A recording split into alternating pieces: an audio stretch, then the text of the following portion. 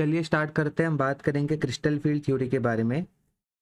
According to crystal field theory, जो आपका central metal ion होता है वो आपका बिहेव करता है as a positive point charge. जो आपका अनायनिक लिगेंड होता है वो आपके पास बिहेव करता है as a negative point charge. और आपका जो न्यूट्रल लिगेंड होता है वो आपके पास एज अ डाइपोल बिहेव करता है। और जो आपका इंटरेक्शन होता है आपके सेंट्रल मेटल आयन और लिगेंड के बीच में, वो आपके पास इलेक्ट्रोस्टैटिक होता है नेचर में। जब आपका लिगेंड आपके सेंट्रल मेटल आयन को अप्रोच करता है तो उसे यहाँ पे दो टाइप के फोर्स एक्सपीरियंस करने पड़ते हैं। एक होता है अट्रैक्शन फोर्स, जो कि आपका होता है because of the nucleus of the central metal ion. दूसरा आपके पास होता है आपका रिपल्शन फोर्स, जो कि आपके पास होता है because of the D orbital electrons of the central metal ion. तो मैं आपको तो समझा देता हूँ। यहाँ पे हम क्रिस्टल फील्ड थ्योरी की बात कर रहे हैं। क्रिस्टल फील्ड थ्योरी यहाँ पे क्या अज्यूम करता है ना, क्रिस्टल फील्ड थ्योरी आपसे कहता है कि जो आपके पास सेंट्रल मेटल आयन है वो आपके पास बिहेव करेगा as a positive point charge. जो आपका अनायनिक लिगेंड है वो आपके पास बिहेव करेगा as a negative point charge. जो आपका न्यूट्रल लिगेंड है वो आपके पास बिहेव करेगा एज अ डाइपोल। और क्रिस्टल फील्ड थ्योरी आपसे कहता है कि जो आपका इंटरेक्शन होगा आपका सेंट्रल मेटल आयन और लिगेंड के बीच में, ये आपके पास इलेक्ट्रोस्टैटिक होगा नेचर में। जब आपका लिगेंड यहाँ पे सेंट्रल मेटल आयन को अप्रोच करेगा, सवाल है कि आपका लिगेंड यहाँ पे सेंट्रल मेटल आयन को अप्रोच क्यों कर रहा है। लिगेंड यहाँ पे सेंट्रल मेटल आयन को अप्रोच कर रहा है ताकि लिगेंड अपने इलेक्ट्रॉन पेयर को सेंट्रल मेटल आयन के वेकेंट ऑर्बिटल में डोनेट कर पाए, ठीक है।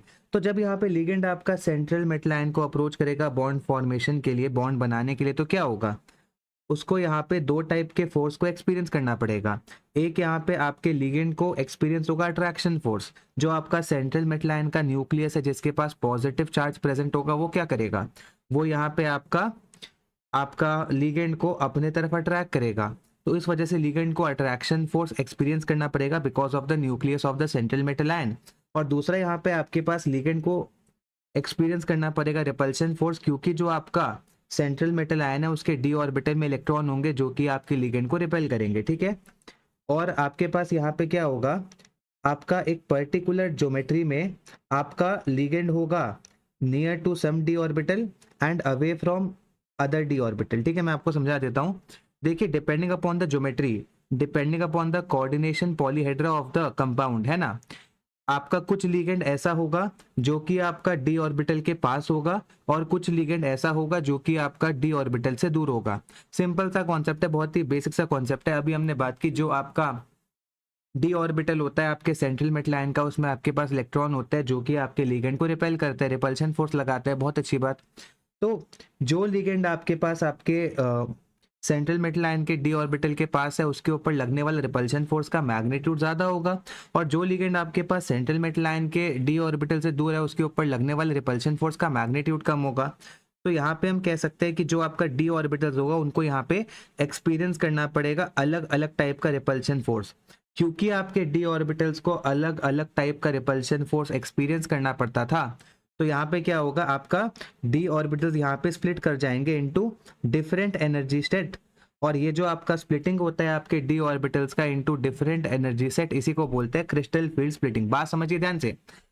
पहले आपका जो डी ऑर्बिटल्स था, आपका एक डी सबशेल में जितने भी डी ऑर्बिटल प्रेजेंट है सब आपके डी जनरेट ऑर्बिटल, सबका यहाँ पे सेम एनर्जी था। लेकिन हुआ क्या, जब यहाँ पे आपका लिगेंड आपको अप्रोच करा था सेंट्रल मेटल आयन को बॉन्ड फॉर्म करने के लिए, तो क्या होगा, यहाँ पे जो आपका रिपल्शन आपको लिगेंड और सेंट्रल मेटल आयन के डी ऑर्बिटल के इलेक्ट्रॉन के बीच में लगेगा, ये आपका अलग अलग टाइप का होगा। रीजन क्या है, क्योंकि कुछ लिगेंड आपके पास आपके सेंट्रल मेटल आयन के डी ऑर्बिटल के पास होंगे और कुछ लिगेंड आपके पास आपके सेंट्रल मेटल आयन के डी ऑर्बिटल से दूर होंगे।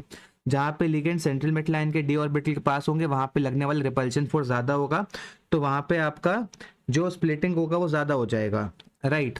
और जिस केस में आपका जो लिगेंड होगा वो आपके सेंट्रल मेटल आयन के डी ऑर्बिटल से दूर होगा, उस केस में आपका लगने वाला रिपल्शन कम होगा, तो यहाँ पे आपका स्प्लिटिंग भी कम हो जाएगा।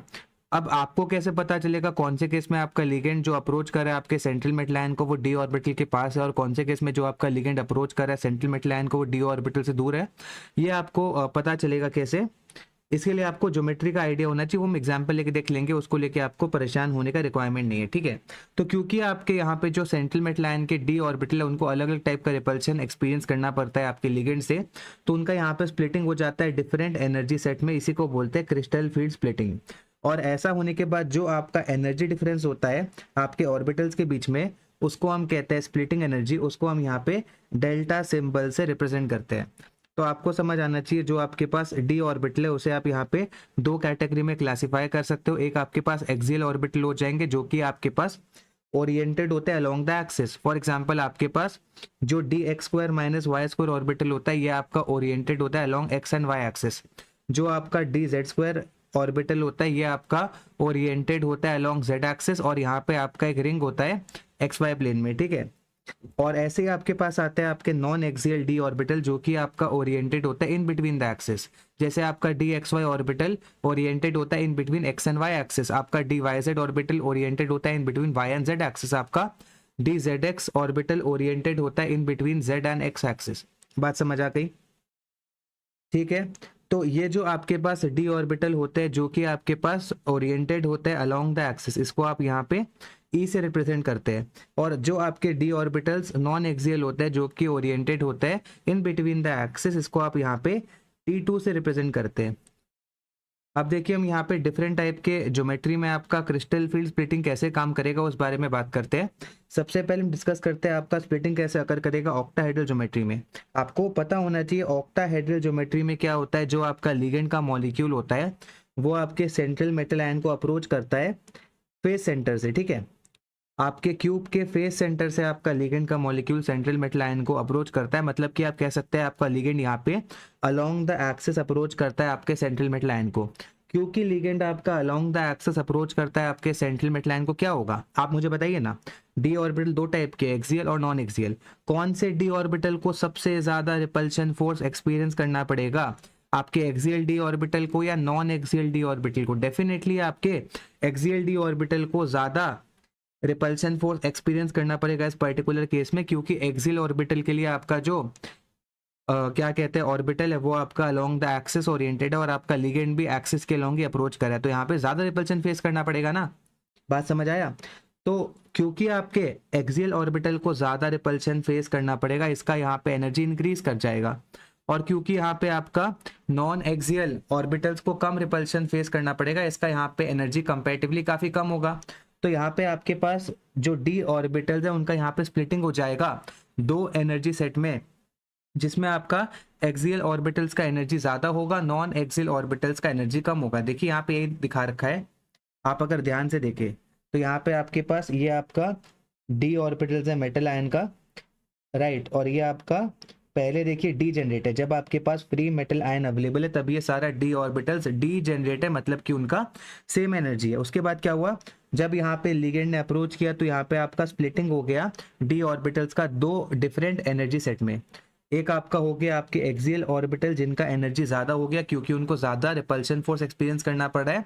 एक आपका नॉन एक्सियल ऑर्बिटल्स जिनका एनर्जी कम हो गया क्योंकि उनको कम रिपल्शन फोर्स एक्सपीरियंस करना पड़ रहा है, ठीक है। तो यहाँ पे हमने एक्सियल ऑर्बिटल को रिप्रेजेंट किया है Eg से, और हमने यहाँ पे नॉन एक्सियल ऑर्बिटल को रिप्रेजेंट किया है T2G से। ये जो हम यहाँ पे सबस्क्रिप्ट में जी का इस्तेमाल करें इसका मतलब होता है जे रेट, जो आपको ये बताता है कि आपका सिमेट्रिकल ज्योमेट्री है, ठीक है। कहने का मतलब क्या है, देखिए हम यहाँ पे स्प्लिटिंग इन ऑक्टाहेड्रल ज्योमेट्री की बात करें जो कि आपके पास सिमेट्रिकल ज्योमेट्री होता है, इसलिए हम यहाँ पे कह रहे हैं कि जब यहाँ पे आपका स्प्लिटिंग होगा डी ऑर्बिटल्स का, ये आपका दो अलग एनर्जी सेट में स्प्लिट हो जाएगा, जिसमें आपका एक एनर्जी सेट होगा आपका Eg, दूसरा आपका होगा T2G। तो क्योंकि यहाँ पे आपका सिमेट्रिकल ज्योमेट्री होता है हम यहाँ पे सबस्क्रिप्ट में जी का इस्तेमाल कर रहे हैं। अगर आपका यहाँ पे सिमेट्रिकल ज्योमेट्री नहीं होता हम सिंपली ऐसा कहते हैं कि आपका यहाँ पे डी ऑर्बिटल्स का स्प्लिटिंग हो जाएगा दो एनर्जी सेट में, एक आपका E एक आपका T2। यहाँ पे हम जी सबस्क्रिप्ट का इस्तेमाल कर रहे हैं क्योंकि ये आपका सिमेट्रिकल ज्योमेट्री में हो रहा है, ठीक है। ये आपको समझ आ गया, राइट, बहुत अच्छी बात। तो ये आपको यहाँ पे समझ आ गया।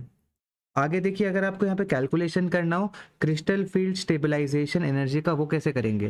तो यहाँ पे बहुत ही ध्यान से देखिए, ये जो आपका बैरी सेंटर है ये आपका एवरेज एनर्जी लेवल को दिखाता है, ठीक है। तो यहाँ पे क्या होगा, जो भी इलेक्ट्रॉन आपका फिल होगा T2G में, उसके लिए आपका जो एनर्जी लेवल है वो आपका बैरी सेंटर से नीचे लाई कर रहा है, और जो भी आपका इलेक्ट्रॉन फिल होगा Eg में, उसके लिए जो आपका एनर्जी लेवल है वो आपका बैरी सेंटर से ऊपर लाई कर रहा है। अब T2G आपके बैरी सेंटर से कितना नीचे है, 2/5 डेल्टा नॉट, ठीक है, जहां पे आपका डेल्टा नॉट रिप्रेजेंट कर रहा है आपका splitting energy in the octahedral geometry. जो कि आपका एनर्जी डिफरेंस होता है आपके दोनों एनर्जी सेट के बीच का, ठीक है। तो वो हमें समझ आ रहा है। तो यहाँ पे जो आपका T2G है वो आपके बैरियर सेंटर से 2/5 डेल्टा नॉट नीचे है। इसका मतलब T2G एनर्जी लेवल आपका बैरियर सेंटर से 0.4 डेल्टा नॉट नीचे है। और ऐसे आपको दिख रहा है जो आपका EG है वो आपका बैरियर सेंटर से 3/5 डेल्टा नॉट ऊपर है, मतलब कि आपका EG बैरियर सेंटर से 0.6 डेल्टा नॉट ऊपर है। तो अगर आपको यहाँ पे ऑक्टाहेड्रल ज्योमेट्री के लिए जब यहाँ पे स्प्लिटिंग हो, आपको लिखना हो अपने क्रिस्टल फील्ड स्टेबलाइजेशन एनर्जी का एक्सप्रेशन, कैसे लिखेंगे? देखिए आप यहाँ पे क्या करेंगे, सबसे पहले आप यहाँ पे देखेंगे आपके पास कितने इलेक्ट्रॉन T2G में फील्ड है, वो आपने देखा, उसको आप यहाँ पे मल्टीप्लाई कर देंगे किससे? -0.4 डेल्टा नॉट से, क्योंकि आपका यहाँ पे T2G आपके बैरियर सेंटर से 0.4 डेल्टा नॉट नीचे है। ऐसे ही आप यहाँ पे देखेंगे आपके पास कितने इलेक्ट्रॉन प्रेजेंट है आपके EG में, और उसको यहाँ पे मल्टीप्लाई कर देंगे 0.6 डेल्टा नॉट से, क्योंकि आपका जो EG है वो आपका बैरियर सेंटर से 0.6 डेल्टा नॉट ऊपर है। लेकिन आपको एक और चीज़ का ध्यान रखना है, जब आप यहाँ पे इलेक्ट्रॉन का फिलिंग करेंगे, अगर आपके पास यहाँ पे पेयरिंग होने का पॉसिबिलिटी होगा, जब भी आपके पास इलेक्ट्रॉन का पेयरिंग होता है यहाँ पे आपको पेयरिंग एनर्जी को कंसिडर करना पड़ता है। तो आप यहाँ पे क्या करेंगे, साथ में आप यहाँ पे पेयरिंग एनर्जी को कंसिडर कर लेंगे। तो आप यहाँ पे पेयरिंग एनर्जी को x से मल्टीप्लाई करेंगे। x का मतलब क्या है, आपका जितना यहाँ पे पेयर फॉर्म हो रहा है आपके इलेक्ट्रॉन का, वो आपका x का वैल्यू आ जाएगा। ऐसे आप यहाँ पे क्रिस्टल फील्ड स्टेबलाइजेशन एनर्जी का कैलकुलेशन कर सकते हो for the crystal field splitting in octahedral geometry.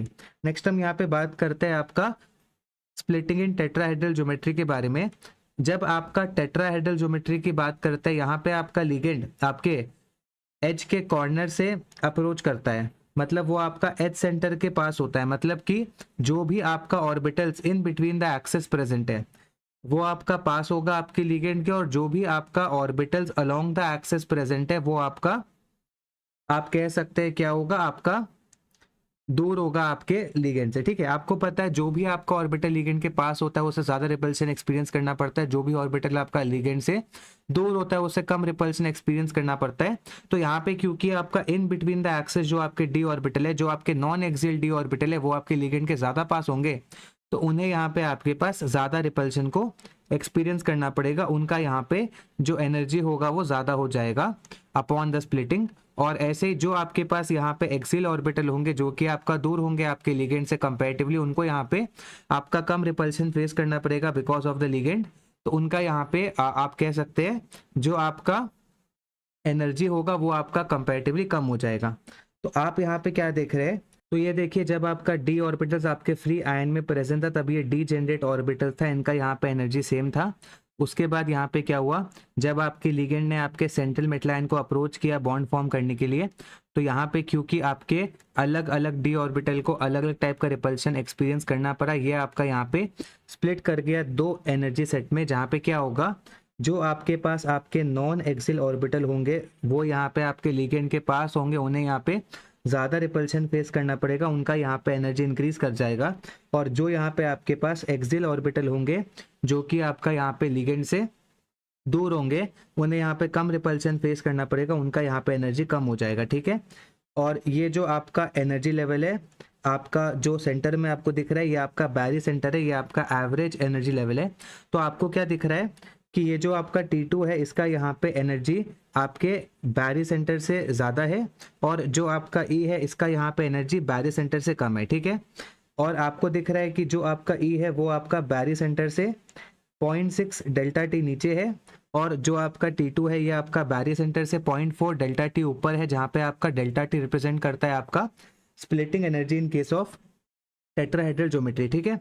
अगर आपको इस पर्टिकुलर केस में क्रिस्टल फील्ड स्टेबलाइजेशन एनर्जी का कैलकुलेशन करना है वो कैसे करेंगे, आपको दिख रहा है आपका जो E है वो आपका बैरियर सेंटर से नीचे है, और कितना नीचे है, 0.6 डेल्टा टी। तो यहाँ पे आपके पास आ जाएगा -0.6 delta T multiplied by number of electron present in E, plus यहाँ पे क्या हो जाएगा, जो आपका T2 है ये आपका बैरियर सेंटर से ऊपर है, कितना ऊपर है, 0.4 डेल्टा टी, ये आपके पास आ जाएगा 0.4 delta T into number of electron in T2 plus. अब यहाँ पे कोई भी केस में अगर आपके पास इलेक्ट्रॉन का पेयरिंग हो जाए तो आपको करस्पॉन्डिंग पेयरिंग एनर्जी को भी कंसिडर करना है। तो आप यहाँ पे क्या करेंगे, x multiplied by pairing energy, जहाँ पे आपका x बताएगा नंबर ऑफ एक्स्ट्रा पेयर को, मतलब कि जितना आपका इलेक्ट्रॉन का पेयर फॉर्म हो रहा है उसे यहाँ पे आपका एक्स बता देगा, ठीक है।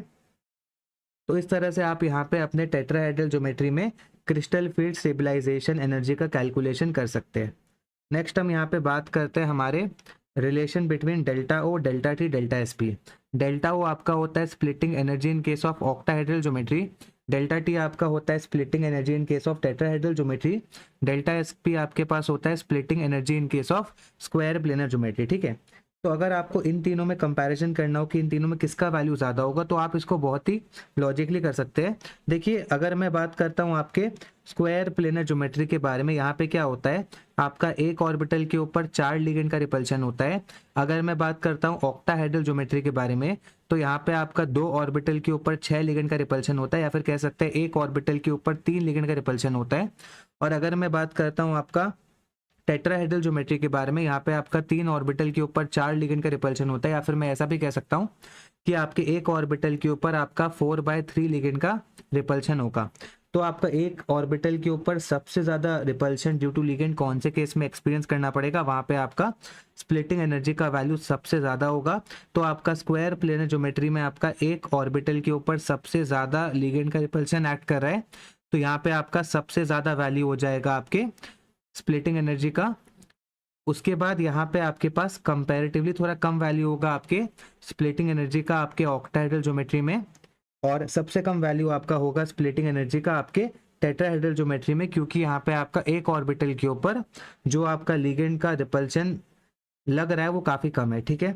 और इनफैक्ट अगर आपको इन तीनों के बीच में रिलेशन निकालना है, आसानी से निकाल सकते हैं। देखिए आपको यहाँ पे क्या करना है, आपको देखना है कि हर एक केस में आपके पास कितने ऑर्बिटल है, ऑन ऑर्बिटल के ऊपर आपका कितना लिगेंड का रिपल्शन काम कर रहा है, राइट। कहने का मतलब क्या है, देखिए जैसे जो आपका ऑक्टाहेड्रल ज्योमेट्री है, इसमें आपका 2 ऑर्बिटल के ऊपर 6 लिगेंड का रिपल्शन काम कर रहा है, तो यहाँ पे आपके पास आ गया 2/6 डेल्टा ओ, ठीक है। ऐसे आपके स्क्वायर प्लेनर ज्योमेट्री में आपका एक ऑर्बिटल के ऊपर 4 लिगेंड का रिपल्शन काम कर रहा है, यहाँ पे आ गया 1/4 डेल्टा एस पी। ऐसे ही आपका टेट्राहेड्रल ज्योमेट्री में आपके 3 ऑर्बिटल के ऊपर आपका 4 लिगेंड का रिपल्शन काम कर रहा है, यहाँ पे आ जाएगा 3/4 डेल्टा टी, ठीक है। तो इसके हेल्प से आपको किसी के भी बीच में रिलेशन निकालना हो आराम से निकाल सकते हैं। नेक्स्ट हम यहाँ पे बात करेंगे about the factors affecting the splitting energy. आपके कौन कौन से फैक्टर है जो कि आपके स्प्लिटिंग एनर्जी को अफेक्ट करते हैं, राइट। सबसे पहला फैक्टर जो कि आपके स्प्लिटिंग एनर्जी को अफेक्ट करता है वो आपका है पॉजिटिव चार्ज, जो कि आपके सेंट्रल मेटल आयन के ऊपर प्रेजेंट है। और बहुत सिंपल सा कॉन्सेप्ट होता है, जितना ज्यादा पॉजिटिव चार्ज आपके सेंट्रल मेटल आयन के ऊपर प्रेजेंट होगा उतना ज्यादा आपके पास आपका स्प्लिटिंग एनर्जी का वैल्यू होगा। फॉर एग्जाम्पल आपके पास यहाँ पे 2 कॉम्प्लेक्स कंपाउंड अवेलेबल है, आपको यहाँ पे दोनों में कंपेयर करके बताना है कौन से केस में आपके स्प्लिटिंग एनर्जी का वैल्यू ज्यादा होगा, कौन से केस में आपके स्प्लिटिंग एनर्जी का वैल्यू कम होगा। आप कैसे बताएंगे, आप यहाँ पे क्या करेंगे, देख लेंगे कौन से केस में आपका सेंट्रल मेटल आयन के ऊपर पॉजिटिव चार्ज ज्यादा है, उस केस में आपके स्प्लिटिंग एनर्जी का वैल्यू ज्यादा होगा। तो अगर आप पहले वाले केस में देखेंगे तो मान लेते हैं जो आपका आयरन है उसका यहाँ पे जो ऑक्सीडेशन स्टेट है मान लेते हैं +x के बराबर है, और सेकंड वाले केस में मान लेते हैं आपके आयरन का ऑक्सीडेशन स्टेट +y के बराबर है। फर्स्ट वाले केस में आप क्या बोलेंगे, पोटेशियम के ऊपर चार्ज होगा +1, 4 पोटेशियम है, यहाँ पे आ जाएगा 4 मल्टीप्लाइड बाय +1, प्लस आपका आयरन के ऊपर चार्ज है x के बराबर, आपका साइनाइड के ऊपर चार्ज होगा -1, क्योंकि यहाँ पे 6 साइनाइड है, हो जाएगा 6 multiplied by -1 is equal to ये 0 के बराबर आपके पास आएगा। तो यहाँ से कितना आ जाएगा आपका, आप देख सकते हैं x + 4 - 6 इज इक्वल टू 0, या फिर आप कह सकते हैं x - 2 इज इक्वल टू 0, या फिर आप कह सकते हैं x का वैल्यू 2 के बराबर आ जाएगा, राइट। तो ये आपके पास यहाँ पे आ जाएगा। इसका मतलब यहाँ पे आपके जो आपका Fe है इसके ऊपर आपका चार्ज है +2 के बराबर, ठीक है। ऐसे अगर हम यहाँ पे सेकंड वाले केस में देखें हमारे Fe के ऊपर चार्ज कितना है, तो एकदम आप सेम प्रोसेस को फॉलो करेंगे। आप क्या बोलेंगे, पोटेशियम आयन के ऊपर चार्ज होगा +1, यहाँ पे 3 पोटेशियम आयन है, मल्टीप्लाइड बाय 3 हो जाएगा। आपके आयरन के ऊपर चार्ज हो जाएगा +y के बराबर, आपके साइनाइड के ऊपर चार्ज होगा -1, क्योंकि 6 साइनाइड है, आप यहाँ पे 6 से मल्टीप्लाई कर देंगे। ऐसा करने से आपका यहाँ पे नेट चार्ज 0 के बराबर आ जाएगा। तो आपके पास क्या आ रहा है, y + 3 - 6 is equal to 0, y - 3 is equal to 0, y is equal to 3। तो यहाँ से आपका जो y का वैल्यू है आपका 3 के बराबर आ जाएगा। इसका मतलब आपके सेकंड वाले कॉम्प्लेक्स कंपाउंड में आपके आयरन के ऊपर जो चार्ज प्रेजेंट है वो आपका यहाँ पे +3 के बराबर है। तो पहले वाले केस में जो आपका चार्ज प्रेजेंट है वो +2 के बराबर है, सेकंड वाले केस में आपका जो चार्ज प्रेजेंट है +3 के बराबर है, क्योंकि सेकंड वाले केस में आपका सेंट्रल मेटल आयन के ऊपर ज़्यादा पॉजिटिव चार्ज प्रेजेंट है as compare to first case, तो इसका यहाँ पे स्प्लिटिंग एनर्जी का वैल्यू ज़्यादा हो जाएगा as compare to first case. Next देखिए, आपको पता होना चाहिए जो आपका स्प्लिटिंग एनर्जी होता है डिपेंड करता है आपके इफेक्टिव न्यूक्लियर चार्ज पे आपके सेंट्रल मेटल आयन के ऊपर, क्योंकि जितना ज़्यादा आपका इफेक्टिव न्यूक्लियर चार्ज होगा आपके सेंट्रल मेटल आयन के ऊपर, उतना ज़्यादा वो लिगेंड को अपने तरफ अट्रैक्ट करेगा बॉन्ड फॉर्मेशन के लिए। ठीक है, बात समझ पा रहे कि नहीं? यहाँ पे आपको समझ आया लॉजिक क्या था कि आपका positive charge central metal ion पे ज्यादा होने से आपका स्प्लिटिंग एनर्जी का वैल्यू ज्यादा क्यों होता है? सिंपल सा कॉन्सेप्ट है, अगर आपका सेंट्रल मेटल आयन के ऊपर पॉजिटिव चार्ज ज्यादा है तो क्या होगा, जो आपका सेंट्रल मेटल आयन है लिगेंड को अट्रैक्ट करेगा अपनी तरफ बॉन्ड फॉर्मेशन के लिए। जितना ज़्यादा आपका लिगेंड अट्रैक्ट होगा आपके सेंट्रल मेटल आयन की तरफ बॉन्ड फॉर्मेशन के लिए, तो उतना ज़्यादा यहाँ पे आपका रिपल्शन काम करेगा आपके सेंट्रल मेटल आयन के डी ऑर्बिटल और लिगेंड के बीच में, तो उतना ज़्यादा यहाँ पे रिपल्शन का पॉसिबिलिटी इंक्रीज हो जाएगा, उतना ज़्यादा यहाँ पे आपका स्प्लिटिंग एनर्जी का वैल्यू हो जाएगा। ठीक है, तो अगर आपके सेंट्रल मेटल आयन के इफेक्टिव न्यूक्लियर चार्ज का वैल्यू ज़्यादा है, इसका मतलब जो आपका सेंट्रल मेटल आयन आपके लिगेंड के ऊपर अट्रैक्शन फोर्स लगा रहा है उसका वैल्यू ज़्यादा है, इसका मतलब लिगेंड ज़्यादा अट्रैक्ट होगा आपके सेंट्रल मेटल आयन के साथ बॉन्ड फॉर्म करने के लिए, और यहाँ पे ज़्यादा स्प्लिटिंग एनर्जी का वैल्यू हो जाएगा। ठीक है, जब आप यहाँ पे 3D से 4D में जाते हैं तो आपके number of D and F electron increase करते हैं, ऐसे ही जब आप यहाँ पे 4D से 5D में जाते हैं तो भी आपके number of D and F electron increase करते हैं। अब जो आपके D एंड F इलेक्ट्रॉन होते हैं वो आपके पास शो करते हैं पुअर शील्डिंग इफेक्ट, जिस वजह से क्या होगा, जब आप 3D से 4D जाएंगे, 4D से 5D जाएंगे, आपके पास जो इफेक्टिव न्यूक्लियर चार्ज है उसका वैल्यू इंक्रीज कर जाएगा। इसका मतलब अगर आपके पास यहाँ पे 3 कॉम्प्लेक्स आयन अवेलेबल है, आपको इन तीनों में कंपेयर करना है स्प्लिटिंग एनर्जी का वैल्यू, तो आपने क्या देखा कि जो आपका निकल है वो आपके 3D सीरीज का एलिमेंट है, पैलेडियम आपके 4D सीरीज का एलिमेंट है, प्लैटिनम आपके 5D सीरीज का एलिमेंट है। तो आपको क्या पता है कि जब आप 3D से 4D जाएंगे, 4D से 5D जाएंगे, आपका Z इफेक्टिव का वैल्यू इंक्रीज करेगा, इसका मतलब आपका स्प्लिटिंग एनर्जी का वैल्यू इंक्रीज करेगा। इसका मतलब आपके थर्ड वाले कॉम्प्लेक्स आयन में सबसे ज्यादा वैल्यू होगा स्प्लिटिंग एनर्जी का, उसके बाद सेकंड वाले कॉम्प्लेक्स आयन में सबसे कम वैल्यू आपके स्प्लिटिंग एनर्जी का फर्स्ट वाले कॉम्प्लेक्स आयन में होगा। नेक्स्ट आपको पता होना चाहिए जो आपका स्प्लिटिंग एनर्जी डिपेंड करेगा स्ट्रेंथ ऑफ लिगेंड के ऊपर, जो आपका स्प्लिटिंग एनर्जी होगा स्ट्रॉन्ग फील्ड लिगेंड का वो ज्यादा होगा as compare to the splitting energy of weak field ligand. Reason क्या है, जो आपका स्ट्रॉन्ग फील्ड लिगेंड होगा वो यहाँ पे ज्यादा रिपल्शन दिखाएगा आपके मेटल आयन के डी ऑर्बिटल को as compare to weak field ligand, जो आपका कम रिपल्शन दिखाएगा आपके मेटल आयन के डी ऑर्बिटल को। ठीक है, तो आपको दिख रहा है कि आपका 2 कॉम्प्लेक्स आयन अवेलेबल है, पहले वाले में आपके पास ammonia as a ligand present है जो कि बिहेव करेगा as a strong field ligand, second वाले में आपके पास water as a ligand present है जो कि बिहेव करेगा as a weak field ligand. तो आपका पहले वाले केस में जो आपका स्प्लिटिंग एनर्जी का वैल्यू हो जाएगा वो ज़्यादा हो जाएगा as compare to the second case, क्योंकि यहाँ पे आपके पास स्ट्रॉन्ग फील्ड लिगेंड है, वहाँ पे आपके पास वीक फील्ड लिगेंड है। नेक्स्ट हम यहाँ पे बात करेंगे about the effect of geometry, जो कि हम ऑलरेडी कर चुके हैं कि आपका स्क्वायर प्लेनर ज्योमेट्री में आपका स्प्लिटिंग एनर्जी का वैल्यू सबसे ज़्यादा होता है, उससे कम आपका ऑक्टाहेड्रल ज्योमेट्री में होता है स्प्लिटिंग एनर्जी का वैल्यू, और सबसे कम आपके स्प्लिटिंग एनर्जी का वैल्यू आपके टेट्राहेड्रल ज्योमेट्री में होता है। फॉर एग्जाम्पल आपके पास यहाँ पे 2 कॉम्प्लेक्स आयन अवेलेबल है, अगर आपको इन दोनों में स्प्लिटिंग एनर्जी के वैल्यू का कंपैरिजन करना है, कैसे करेंगे, आपको दिख रहा है जो आपका पहला वाला कॉम्प्लेक्स आयन है उसका यहाँ पे आपका ज्योमेट्री हो जाएगा ऑक्टाहेड्रल, आपके दूसरे वाले कॉम्प्लेक्स आयन का ज्योमेट्री हो जाएगा टेट्राहेड्रल। अगर आप सोच रहे हैं कि हम ज्योमेट्री कैसे निकालेंगे, ज्योमेट्री हम वीबीटी के हेल्प से निकालेंगे, जो हम इससे पहले वाले फ्लैश कार्ड वीडियो में सीख चुके हैं। ठीक है, तो एक बार हमने ज्योमेट्री को फाइंड आउट कर लिया, आपको समझ आना चाहिए आपका ऑक्टाहेड्रल ज्योमेट्री का जो स्प्लिटिंग एनर्जी का वैल्यू होगा वो ज्यादा होगा as compare to the tetrahedral geometry. ठीक है, नेक्स्ट हम यहाँ पे बात करते हैं about the low spin and high spin complex. Right, बहुत सिंपल सा कॉन्सेप्ट है। देखिए ये आपके पास आपका डी जनरेट डी ऑर्बिटल है।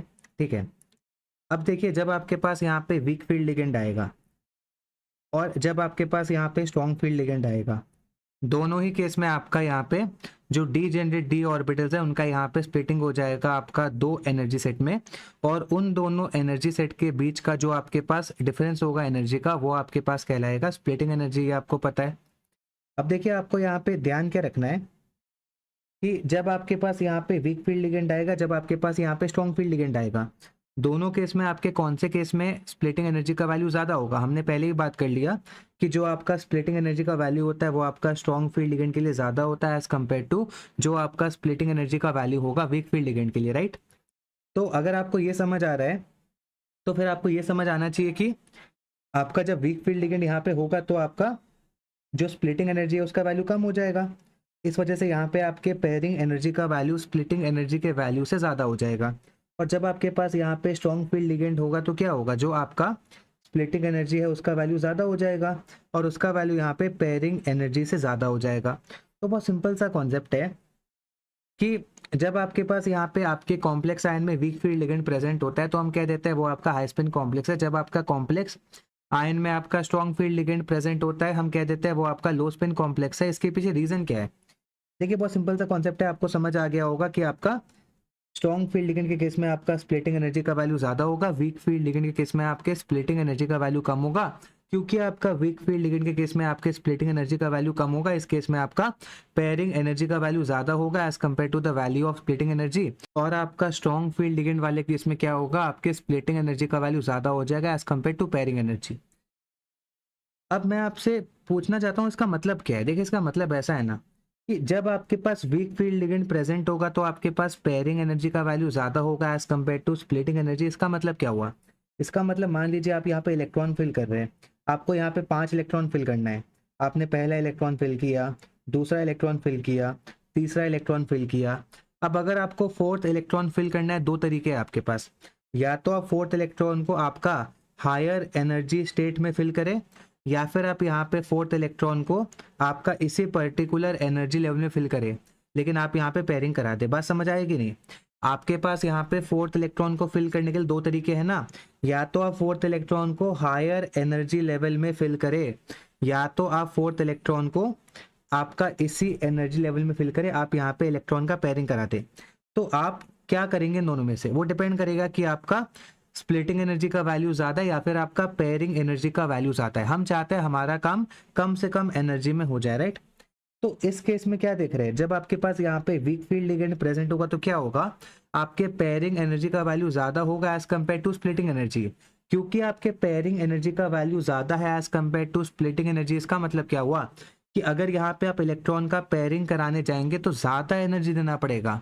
तो हम चाहते हैं हमारा काम कम एनर्जी में हो जाए, तो हम यहाँ पे क्या करेंगे, यहाँ पे फोर्थ इलेक्ट्रॉन को इसी एनर्जी लेवल में फिल करने की जगह हम यहाँ पे फोर्थ इलेक्ट्रॉन को यहाँ फिल कर देंगे। रीजन क्या है, क्योंकि अगर आप यहाँ पे फोर्थ इलेक्ट्रॉन को इसी पर्टिकुलर एनर्जी लेवल में फिल करते हैं, आपको यहाँ पे पेयरिंग एनर्जी सप्लाई करना पड़ता है जिसका वैल्यू ज्यादा है आपके स्प्लिटिंग एनर्जी से। लेकिन अगर आप यहाँ पे इलेक्ट्रॉन को हायर एनर्जी लेवल में फिल करना चाहते हो, आपको यहाँ पे केवल स्प्लिटिंग एनर्जी प्रोवाइड करना पड़ेगा जिसका वैल्यू कम है यहाँ पे, राइट। तो ऐसा करने से क्या होगा, जो आपके पास नंबर ऑफ अनपेयर्ड इलेक्ट्रॉन होंगे उनका वैल्यू ज्यादा होगा, तो आपके पास यहाँ पे स्पिन ओनली मैग्नेटिक मोमेंट का वैल्यू ज्यादा होगा। ऐसे कॉम्प्लेक्स को आप कहेंगे हाई स्पिन कॉम्प्लेक्स, राइट। और देखिए जब आपके पास यहाँ पे स्ट्रॉन्ग फील्ड लिगेंड का प्रेजेंस है तो यहाँ पे क्या होगा, आपके स्प्लिटिंग एनर्जी का वैल्यू ज्यादा होगा as compare to pairing energy. इसका मतलब क्या हुआ, मान लीजिए आपको यहाँ पे भी 4 इलेक्ट्रॉन फिल करने हैं, आपने एक इलेक्ट्रॉन फिल किया, दूसरा इलेक्ट्रॉन फिल किया, तीसरा इलेक्ट्रॉन फिल किया। अब जब आप यहाँ पे फोर्थ इलेक्ट्रॉन को फिल करेंगे, आपके पास दो तरीके, या तो आप फोर्थ इलेक्ट्रॉन को इसी एनर्जी लेवल में फिल करें या तो आप फोर्थ इलेक्ट्रॉन को हायर एनर्जी लेवल में फिल करें। तो इनमें से क्या होगा वो कैसे पता चलेगा, आपको देखना पड़ेगा किसका वैल्यू ज्यादा है। यहाँ पे आपको दिख रहा है आपके स्प्लिटिंग एनर्जी का वैल्यू ज्यादा है as compare to pairing energy. इसका मतलब क्या हुआ, अगर मैं इलेक्ट्रॉन को इसी पर्टिकुलर एनर्जी लेवल में फिल कर दूं तो आपको यहाँ पे पेयरिंग एनर्जी प्रोवाइड करना पड़ेगा जिसका वैल्यू कम है एज कम्पेयर टू अगर आप इलेक्ट्रॉन को हायर एनर्जी लेवल में फिल करो तो आपको यहाँ पे स्प्लिटिंग एनर्जी प्रोवाइड करना पड़ेगा जिसका वैल्यू ज्यादा है। हम चाहते हैं हमारा काम कम से कम एनर्जी में हो जाए, हम यहाँ पे क्या करेंगे, हम यहाँ पे इलेक्ट्रॉन का पेयरिंग करा देंगे फोर्थ इलेक्ट्रॉन को फिल करने के लिए। तो यहाँ पे हमें पेयरिंग एनर्जी सप्लाई करना पड़ेगा जिसका वैल्यू आपके स्प्लिटिंग एनर्जी से कम है। ऐसा होने से क्या होगा, जो आपका नंबर ऑफ अनपेयर्ड इलेक्ट्रॉन है इसका वैल्यू डिक्रीज कर जाएगा। तो इस पर्टिकुलर केस में आपका स्पिन ओनली मैग्नेटिक मोमेंट का वैल्यू डिक्रीज कर जाएगा, ये आपका लो स्पिन कॉम्प्लेक्स कहलाएगा, ठीक है। तो आपको समझ आ गया होगा कि जो आप यहाँ पे अपने कॉम्प्लेक्स को लो स्पिन कॉम्प्लेक्स और हाई स्पिन कॉम्प्लेक्स में क्लासिफाई करते हो वो किस बेसिस पे करते हो, राइट। हम यहाँ पे नेक्स्ट टॉपिक की बात करते हैं जो आपके पास हो जाएगा आइसोमेरिज्म इन कॉम्प्लेक्स कंपाउंड। आपके पास कॉम्प्लेक्स कंपाउंड में दो टाइप का आइसोमेरिज्म देखने को मिलता है, एक आपका होता है स्ट्रक्चरल आइसोमेरिज्म, एक आपका होता है स्टीरियो आइसोमेरिज्म। आज के वीडियो में हम यहाँ पे केवल स्ट्रक्चरल आइसोमेरिज्म के बारे में बात करेंगे, स्टीरियो आइसोमेरिज्म के बारे में हम यहाँ पे नेक्स्ट वीडियो में बात करेंगे। अगर मैं यहाँ पे स्ट्रक्चरल आइसोमेरिज्म को फर्दर क्लासिफाई करूँ तो ये आपके पास बहुत सारे टाइप का होता है। एक आपके पास होता है आयनाइजेशन आइसोमेरिज्म, दूसरा आपके पास होता है हाइड्रेट या फिर सॉल्वेट आइसोमेरिज्म, तीसरा आपके पास होता है लिंकेज आइसोमेरिज्म, फोर्थ आपके पास होता है कोऑर्डिनेशन आइसोमेरिज्म, फिफ्थ आपके पास होता है कोऑर्डिनेशन पोजीशन आइसोमेरिज्म, सिक्स्थ आपके पास होता है लिगेंड आइसोमेरिज्म, सेवेंथ आपके पास होता है पॉलीमराइजेशन आइसोमेरिज्म। ठीक है, सब बहुत ही आसान होता है, बस आपको सबका डेफिनेशन पता होने, सबका आपको एग्जाम्पल का आइडिया होना चाहिए, बस तो आपका काम हो जाएगा। ठीक है, तो यहाँ पे स्टार्ट करते हैं। सबसे पहले हम बात करेंगे आयनाइजेशन आइसोमेरिज्म के बारे में। अब आयनाइजेशन आइसोमेरिज्म आपको कब देखने को मिलता है? ये आपको देखने को मिलता है उन कॉम्प्लेक्स में जिनका यहाँ पे सेम मॉलिक्यूलर फॉर्मूला होता है, लेकिन वो फर्निश करते हैं अलग अलग टाइप के आयन एक्वस मीडियम में। और ऐसे कॉम्प्लेक्स में आपका काउंटर आयन लिगेंड की तरह बिहेव कर सकता है और आपका लिगेंड यहाँ पे काउंटर आयन की तरह बिहेव कर सकता है। क्या मतलब हुआ? यहाँ पे कहा जा रहा है कि जो आपका आयनाइजेशन आइसोमेरिज्म है वो आपका उन कॉम्प्लेक्स में शो होगा जो कि आपका एक्वस मीडिया में अलग अलग टाइप के आयंस को फर्निश करे, और वो तभी पॉसिबल है जब आपका जो आयन जो कि आपका आयनाइजेशन स्फीयर में प्रेजेंट है वो यहाँ पे आपका एज अ लिगेंड भी बिहेव कर पाए, एज अ काउंटर आयन भी बिहेव कर पाए। जैसे कि देखिए फॉर एग्जाम्पल यहाँ पे आपको दो कॉम्प्लेक्स गिवन है, राइट। अब अगर आप ध्यान से देखेंगे इन दोनों कॉम्प्लेक्स का आपके पास जो मॉलिक्यूलर फॉर्मूला है वो आपका सेम है कि डिफरेंट है? तो आप देख रहे हैं दोनों कॉम्प्लेक्स का आपका मॉलिक्यूलर फॉर्मूला सेम है। दोनों कॉम्प्लेक्स का आपका मॉलिक्यूलर फॉर्मूला सेम है, लेकिन अगर आप दोनों कॉम्प्लेक्स को एक्वस मीडिया में लेके जाएंगे तो आपका दोनों कॉम्प्लेक्स अलग अलग टाइप का आयंस फर्निश करेगा। ये बात आप देख पा रहे हैं? दोनों कॉम्प्लेक्स आपका अलग अलग टाइप का आयंस को फर्निश करेगा, राइट। आप देखिए दोनों कॉम्प्लेक्स में जो आपका कॉम्प्लेक्स आयन फर्निश होगा आपका क्या कहते हैं आयनाइज होने पे वो भी डिफरेंट होगा, और जो आपका सिंपल आयन फर्निश होगा आपका आयनाइज होने पे वो भी आपका डिफरेंट होगा। बात समझ आ रही है कि नहीं? कहने का मतलब क्या है, देखिए कि अगर आप यहाँ पे पहले वाले कॉम्प्लेक्स को आयनाइज करेंगे एक्वस मीडिया में तो यहाँ पे आपके पास आपका कॉम्प्लेक्स कटायन प्रेजेंट है, इसके ऊपर कुछ भी पॉजिटिव चार्ज होगा, मुझे नहीं पता कितना, और यहाँ पे आपका सिंपल अनायन प्रेजेंट है, इसके ऊपर कुछ भी नेगेटिव चार्ज होगा, मुझे नहीं पता कितना। ठीक है, ऐसे यहाँ पे अगर आप अपने दूसरे वाले कॉम्प्लेक्स को आयनाइज करेंगे आपके एक्वस मीडियम में तो यहाँ पे क्या होगा, आपके पास कॉम्प्लेक्स कटायन प्रेजेंट होगा जिसके ऊपर कुछ ना कुछ पॉजिटिव चार्ज होगा, मुझे नहीं पता कितना, और आपके पास यहाँ पे आपका सिंपल अनायन प्रेजेंट होगा जिसके ऊपर कुछ ना कुछ नेगेटिव चार्ज प्रेजेंट होगा, मुझे नहीं पता कितना। इंपॉर्टेंट बात क्या है जो मैं आपको समझाना चाहता हूँ कि यहाँ पे अगर आप देखेंगे आपके दोनों कॉम्प्लेक्स का मॉलिक्यूलर फॉर्मूला सेम है, लेकिन जब आप दोनों कॉम्प्लेक्स को एक्वस मीडियम में लेके जाएंगे, जब यहाँ पे आपका दोनों कॉम्प्लेक्स आयनाइज करेगा तो आपका दोनों कॉम्प्लेक्स अलग अलग टाइप के आयंस को फर्निश करेगा। तो इस टाइप के आइसोमेरिज्म को आप कहते हैं आयनाइजेशन आइसोमेरिज्म, कि आपके दोनों कॉम्प्लेक्स का मॉलिक्यूलर फॉर्मूला सेम है लेकिन दोनों कॉम्प्लेक्स आपका एक्वस मीडियम पे आयनाइज होने पर अलग अलग टाइप के आयंस को फर्निश करता है। ठीक है, नेक्स्ट हम यहाँ पे बात करेंगे अबाउट हाइड्रेट या फिर कह सकते हैं सॉल्वेट आइसोमेरिज्म। इसमें आपके पास क्या होता है, आपके वो कॉम्प्लेक्स कंपाउंड जिसमें आपका वाटर मॉलिक्यूल लिगेंड की तरह बिहेव करता है इनसाइड द कोऑर्डिनेशन स्फीयर, और आपका क्रिस्टलाइन वाटर की तरह बिहेव करता है आपके कोऑर्डिनेशन स्फीयर के बाहर आयनिक लैटिस में। ठीक है, और यहाँ पे क्या बोला जा रहा है कि कॉम्प्लेक्स जिसमें आपका सेम मॉलिक्यूलर फॉर्मूला होगा लेकिन आपका different number of water molecule होगा, राइट, आपके कोऑर्डिनेशन स्फीयर के अंदर और बाहर, उस केस में हम कहेंगे आपका हाइड्रेट या फिर सॉल्वेट आइसोमेरिज्म शो हो रहा है। मैं आपको समझा देता हूँ मतलब क्या है। देखिए सबसे पहले ऐसा कहा जा रहा है ना कि जब आपका वाटर मॉलिक्यूल आपके कोऑर्डिनेशन स्फीयर के अंदर प्रेजेंट होगा तो आपका बिहेव करेगा एज अ लिगेंड, लेकिन जब आपका वाटर मॉलिक्यूल आपके कोऑर्डिनेशन स्फीयर के बाहर प्रेजेंट होगा वो आपका as a crystalline water act करेगा आपके आयनिक लैटिस में। ठीक है, और ये जो आपका हाइड्रेट आइसोमेरिज्म या फिर आपका सॉल्वेट आइसोमेरिज्म है ये आपका कब देखा जाता है, जब आपके कॉम्प्लेक्स के पास मॉलिक्यूलर फॉर्मूला सेम हो लेकिन उसके पास अलग अलग नंबर ऑफ वाटर मॉलिक्यूल हो inside the coordination sphere and outside the coordination sphere. कहने का मतलब क्या है, देखिए इसको एग्जांपल से समझते हैं। मान लीजिए ये आपके पास दो कॉम्प्लेक्स गिवन है, अगर आप देखेंगे दोनों का आपके पास मॉलिक्यूलर फॉर्मूला सेम है लेकिन दोनों में जो आपके पास number of water molecule inside the coordination sphere and outside the coordination sphere है वो आपके पास डिफरेंट है। आप देखेंगे पहले वाले में आपका कोऑर्डिनेशन स्फीयर के अंदर 6 वाटर मॉलिक्यूल है और कोऑर्डिनेशन स्फीयर के बाहर 0 वाटर मॉलिक्यूल, लेकिन दूसरे वाले में आपका कोऑर्डिनेशन स्फीयर के अंदर 5 वाटर मॉलिक्यूल है, कोऑर्डिनेशन स्फीयर के बाहर 1 वाटर मॉलिक्यूल है। तो आपका number of water molecule inside and outside the coordination sphere दोनों केस में डिफरेंट है, लेकिन दोनों का मॉलिक्यूलर फॉर्मूला सेम है। ये आपका हाइड्रेट या फिर सॉल्वेट आइसोमेरिज्म का एग्जाम्पल हो जाएगा, ठीक है। नेक्स्ट हम यहाँ पे बात करते हैं लिंकेज आइसोमेरिज्म के बारे में। लिंकेज आइसोमेरिज्म में क्या होता है, जब आपके कॉम्प्लेक्स के पास एम्बीडेंटेड लिगेंड हो। एम्बीडेंटेड लिगेंड का क्या मतलब होता है, ऐसा लिगेंड जिसके पास मल्टीपल डोनर साइड प्रेजेंट होता है और एक टाइम पे एक ही डोनर साइड से इलेक्ट्रॉन पेयर का डोनेशन करता है, राइट। तो जब आपके कॉम्प्लेक्स के पास एम्बीडेंटेड लिगेंड हो, उस केस में आपका जो सेंट्रल मेटल आयन होगा वो आपका कोऑर्डिनेट हो सकता है आपके अलग अलग डोनर साइड से। उस केस में आपका लिंकेज आइसोमेरिज्म अराइज होगा। फॉर एग्जांपल देखिए, ये दो आपके पास कॉम्प्लेक्स अवेलेबल है, दोनों का यहाँ पे अगर आप देखेंगे आपका मॉलिक्यूलर फॉर्मूला सेम है, लेकिन अगर आप देखें आपका यहाँ पे एम्बीडेंटेड लिगेंड प्रेजेंट है, राइट। आप देखिए आपका पहले वाले कॉम्प्लेक्स में जो आपका डोनर साइट है वो आपका कार्बन है, और दूसरे वाले कॉम्प्लेक्स में जो आपका डोनर साइट है वो आपका नाइट्रोजन है। तो ये आपका पेयर ऑफ एम्बीडेंटेड लिगेंड प्रेजेंट है जिसमें आपका अलग अलग डोनर साइट का इस्तेमाल हो रहा है इलेक्ट्रॉन पेयर के डोनेशन के लिए।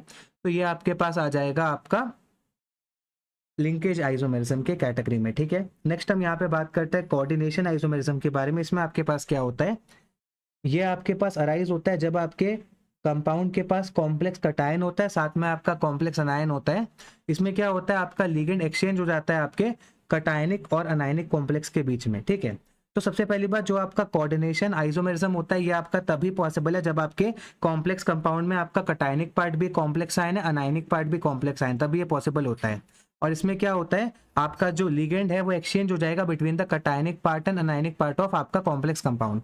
फॉर एग्जाम्पल अगर आप यहाँ पे देखें, ये आपके पास दो आप कह सकते हैं कॉम्प्लेक्स गिवन है, आप देखेंगे इन दोनों कॉम्प्लेक्स में आपका कटायनिक पार्ट भी एक कॉम्प्लेक्स आयन है और अनायनिक पार्ट भी कॉम्प्लेक्स आयन है।